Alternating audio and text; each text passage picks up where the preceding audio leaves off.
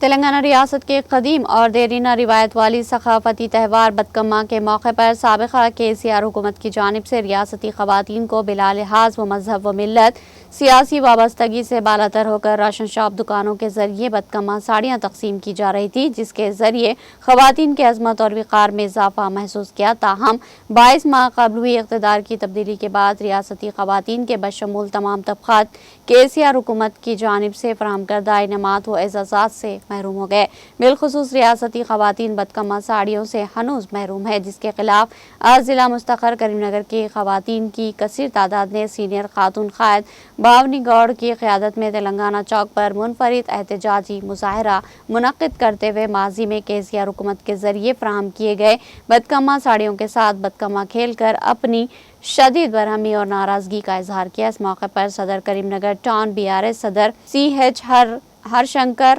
Senior اقلیتی قائد جناب سید نعیم الدین اور دوسرے قائدین نے احتجاجی مظاہرے کو مخاطب کرتے ہوئے کہا کہ کانگریس پارٹی نے اسمبلی انتخابات سے قبل ایک دو نہیں بلکہ کئی قوم قائدین کو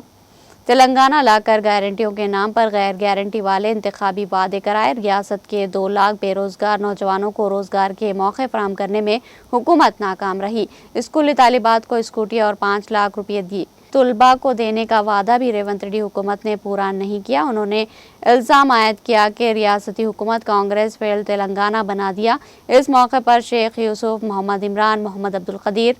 اور دوسرے کارکن بھی سید نعیم الدین کے ہمراہ موجود تھے۔